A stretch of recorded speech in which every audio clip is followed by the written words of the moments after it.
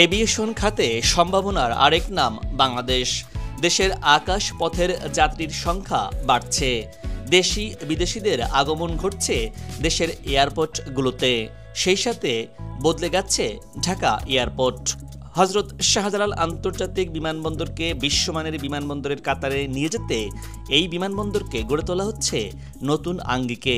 এরই অংশ হিসেবে প্রস্তুত হচ্ছে থার্ড টার্মিনাল, যা ধারণার চেয়ে সুন্দর আর নান্দনিক হয়ে উঠছে বিমানবন্দরের এই টার্মিনালটি। ভেতরের সৌন্দর্যের সাথে সাথে ফুটে উঠেছে এই টার্মিনালটির বাহিরের সৌন্দর্য। কিন্তু এই টার্মিনালটি কবে চালু হবে, এই টার্মিনালটির বর্তমান কি অবস্থা, জানাবো বিস্তারিত। ঢাকার হজরত শাহজালাল আন্তর্জাতিক বিমানবন্দর দেশের প্রধান। এই বিমানবন্দরে থার্ড টার্মিনাল সহ বর্তমানে 3টি টার্মিনাল রয়েছে। চালু রয়েছে 2টি টার্মিনাল। প্রথম টার্মিনাল অভ্যন্তরীণ যাত্রীদের জন্য এবং দ্বিতীয় টার্মিনাল বিদেশে আসা যাওয়ার জন্য। শাহজালাল বিমানবন্দরের 2টি টার্মিনাল ব্যবহার করে প্রতিদিন রাষ্ট্রীয় পতাকাবাহী বিমান সহ সরকারি বেসরকারি বিভিন্ন দেশের 37টি বিমান কোম্পানির বিমান চলাচল করছে। এসব বিমান 22টি দেশে 52টি বিভিন্ন রুটে 350টি বাণিজ্যিক ফ্লাইট পরিচালনা করছে, যার মধ্যে আন্তর্জাতিক ফ্লাইটের সংখ্যা রয়েছে 160টি। এসব ফ্লাইটে প্রতিদিন যাত্রী চলাচল করেন 19 থেকে 21 হাজারের মতো, অর্থাৎ বছরে প্রায় 80 লাখ যাত্রী শাহজালাল আন্তর্জাতিক বিমানবন্দর ব্যবহার করছেন। থার্ড টার্মিনাল চালু হলে বছরে সেই সংখ্যাটা দাঁড়াবে 1,20,00,000-এ। কর্তৃপক্ষ বলছে থার্ড টার্মিনাল চালু হলে আরও বেশি বিমান চলাচল শুরু হবে এই বিমানবন্দর দিয়ে। থার্ড টার্মিনাল নিঃসন্দেহে বাংলাদেশের জন্য একটি ইউনিক প্রকল্প, যেটি এখন পুরোপুরি চালুর অপেক্ষায় রয়েছে। দেশের এভিয়েশন খাতের বড় ধরনের বিপ্লব ঘটাতে যাচ্ছে এই বিমানবন্দরকে ঘিরে। এই বন্দরের থার্ড টার্মিনাল দিয়ে দেশের এভিয়েশন খাত বিশ্বমানে পরিণত হওয়ার পথে এগিয়ে গেছে। দর্শক, এই টার্মিনালটির বর্তমান কি অবস্থা আপনাদের দেখানোর চেষ্টা করব। হাতের ডান পাশে দেখতে পাচ্ছেন ঢাকা এলিভেটেড এক্সপ্রেসওয়ে, আর হাতের বাম পাশে এই টার্মিনাল ভবনটির পাওয়ার হাউস স্টেশন, যেটি এখন পুরোপুরি প্রস্তুত রয়েছে। এই অংশে সবুজায়নের কাজও প্রায় শেষ হয়েছে, সড়কও প্রস্তুত রয়েছে। মহাখালীর বনানী দিয়ে যারা এই টার্মিনালে আগমন এবং বহির্গমনে যাবে, তাদেরকে বাম পাশের এই লেন দিয়ে যেতে হবে।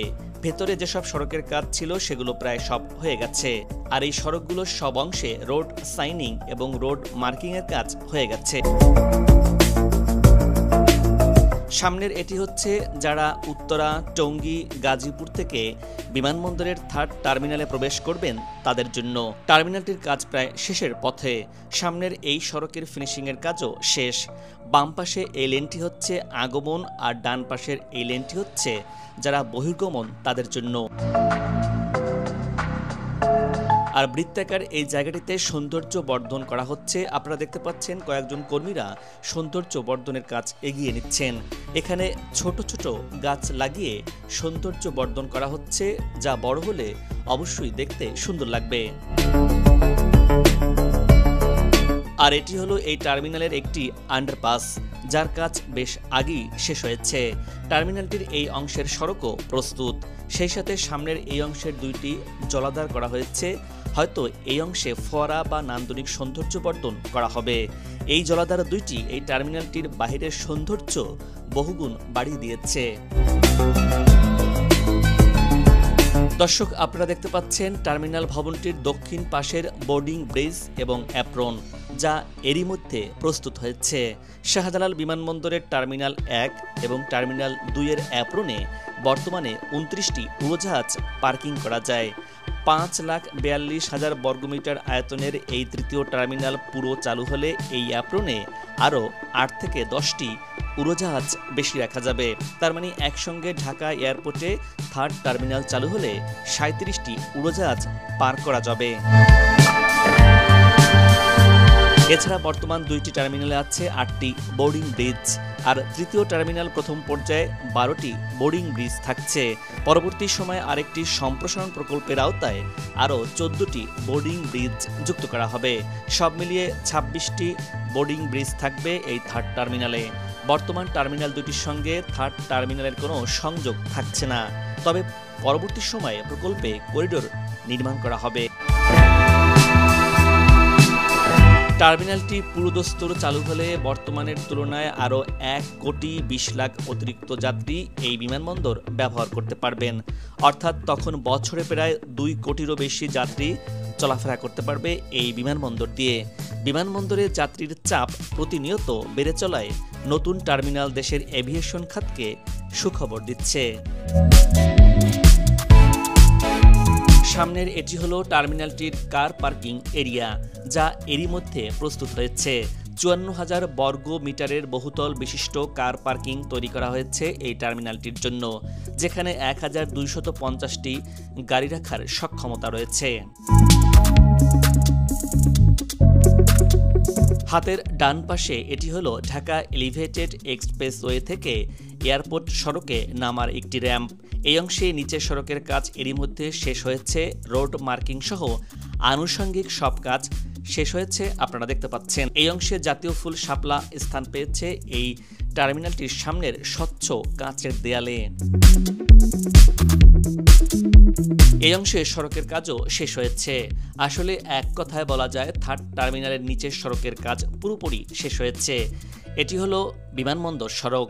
ঢাকার এই প্রবেশ পথ দিয়ে 32টি জেলার যানবাহন চলাচল করে, সেই সাথে রয়েছে বিমানবন্দরের যাত্রীরাও। এক কথায় এই সড়কে 24 ঘন্টায় ব্যস্ততার দৃশ্য লক্ষ্য করা যায়। টার্মিনালটির এই অংশে একটি গোল চত্বর করা হয়েছে। আসলে এরকম নান্দনিক স্থাপনায় সৌন্দর্য বর্ধনের অংশ হিসেবে স্থাপনা করলে এই টার্মিনালটির সৌন্দর্য বহুগুণ বাড়িয়ে দেয়। 3টি গোলাকৃতির লেন করে সবুজায়নের মাধ্যমে এই চত্বরটি সাজানো হয়েছে।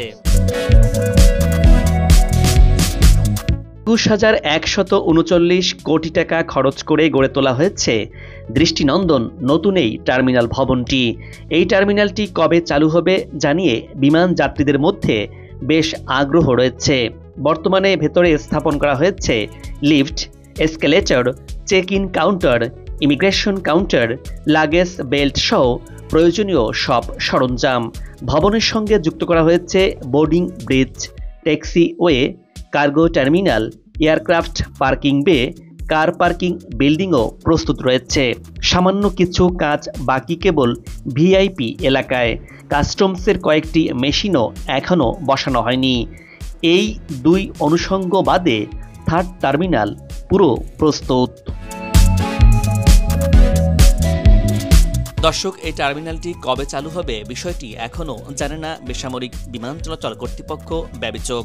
তাদের দাবি টার্মিনালটি পরিচালনা ও রক্ষণাবেক্ষণ করবে জাপানের 6 প্রতিষ্ঠান। তবে তাদের সঙ্গে চুক্তি এখনও চূড়ান্ত হয়নি, তাই কবে চালু হবে তা এখনও নির্ধারণ করা হয়নি। এদিকে 19 জুলাই স্বরাষ্ট্র উপদেষ্টা টার্মিনালটির কাজ 99% বেশি হয়েছে বলে জানিয়েছিলেন, কিন্তু কবে নাগাদ এটি উদ্বোধন করা হবে এ বিষয়ে সংশ্লিষ্টরা সিদ্ধান্ত নেবেন বলে তিনি জানিয়েছেন। তবে শিগগিরই এটি চালু হবে বলে এমনটাই আশা প্রকাশ করছে বেসামরিক বিমান চলাচল কর্তৃপক্ষ। জানা গেছে জাপানের 2টি সরকারি এবং 4টি বেসরকারি প্রতিষ্ঠানের সমন্বয়ে গঠিত বিশেষায়িত কোম্পানি 15 বছরের জন্য ঢাকার শাহজালাল বিমানবন্দরে নবনির্মিত এই টার্মিনালটির পরিচালনা ও রক্ষণাবেক্ষণের দায়িত্ব পেয়েছে। সংশ্লিষ্ট কনসোর্টিয়ামের সঙ্গে শিগগিরই এই সম্পর্কিত চূড়ান্ত চুক্তি সই হবে। এর নেতৃত্বে থাকবে জাপানের বেসরকারি খাতের প্রতিষ্ঠান সুবিতোমো কর্পোরেশন। 4টি বেসরকারি প্রতিষ্ঠানের পাশাপাশি অংশীদার হবে জাপানের ministry of land, infrastructure, transport and tourism ও জাপানের আন্তর্জাতিক সহযোগী সংস্থা জাইকা। সরকারি বেসরকারি অংশীদারিত্ব পিপিপি মডেলে বিশেষ এ কোম্পানির সঙ্গে চুক্তি করবে সরকার। গ্রাউন্ড হ্যান্ডলিংয়ের দায়িত্ব এরই মধ্যে বিমান বাংলাদেশ এয়ারলাইন্সকে দেওয়ার নীতিগত সিদ্ধান্ত নিয়েছে সরকার। ব্যবচক সূত্রে জানা গেছে টার্মিনাল 3 থেকে 2 ধরনের আয় করা হবে।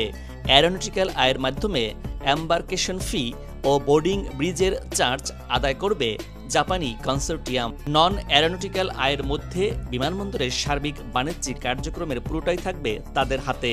এসব আয় দিয়েই টার্মিনালটির যাবতীয় রক্ষণাবেক্ষণ কাজ করা হবে। এরপর যে অর্থ উদ্ধৃত থাকবে তার একটি অংশ পাবে পরিচালনার দায়িত্বে থাকা জাপানি কনসোর্টিয়াম, আরেকটি অংশ পাবে বাংলাদেশ সরকার। ব্যবসায়িক কর্মকর্তারা জানিয়েছেন, জাপানি কনসোর্টিয়ামকে খসড়া চুক্তির জন্য রিকোয়েস্ট ফর প্রপোজাল পাঠানো হয়েছে। পিপিপি আইন অনুযায়ী এটা পাওয়ার পর তারা সর্বোচ্চ 1 মাস সময় নিতে পারবে। এক্ষেত্রে 1 মাসের মধ্যেই চুক্তি সম্পন্ন হওয়ার সম্ভাবনা রয়েছে। তবে চুক্তির পরপরই টার্মিনালে কার্যক্রম শুরু করতে পারবে না অপারেটর প্রতিষ্ঠান। প্রয়োজনীয় প্রস্তুতি শেষ করে টার্মিনালটির বাণিজ্যিক কার্যক্রম শুরু করতে 6 থেকে 7 মাসের মতো সময় লাগতে পারে। বিমানবন্দরের এই তৃতীয় টার্মিনালে অত্যাধুনিক ব্যবস্থা বিশ্ব পরিমণ্ডলে দেশের এভিয়েশন সেবাকে নতুনভাবে তুলে ধরবে বলে মতামত দিয়েছেন এভিয়েশন বিশেষজ্ঞরা। তাদের মতে, আন্তর্জাতিক বিমান পরিষেবা সংস্থাগুলো যখন দেখবে এখানে তাদের নিরাপত্তা রয়েছে, যাত্রীরা উন্নত সেবা পাচ্ছে, তখন তারাও ইতিবাচক ঢাকাকে গ্রহণ করবে। শাহজালালকে তারা ট্রানজিট হিসাবে ব্যবহার করবে। এতে সব পক্ষই লাভবান হবে। বিদেশি এয়ারলাইন্সের ফ্লাইট পরিচালনার আগ্রহের বিষয়টি অবশ্যই বাংলাদেশের জন্য ইতিবাচক, আর এমনটাই বলছে এভিয়েশন বিশেষজ্ঞরা। বাংলাদেশে যে হারে যাত্রী সংখ্যা বাড়ছে, সে তুলনায় এয়ারলাইন্সের ফ্লাইট সংখ্যা কম। এয়ারলাইন্সে সিটের তুলনায় যাত্রী বেশি হওয়ার কারণে ভাড়া অনেক সময় বেড়ে যায়। যদি নতুন নতুন এয়ারলাইন্স আসে তাহলে যাত্রীর জন্য সুখবর রয়েছে। যাত্রীরা তাদের পছন্দ মতো এয়ারলাইন্স বেছে নেওয়ার সুযোগ পাবে, ভাড়াও হবে প্রতিযোগিতামূলক।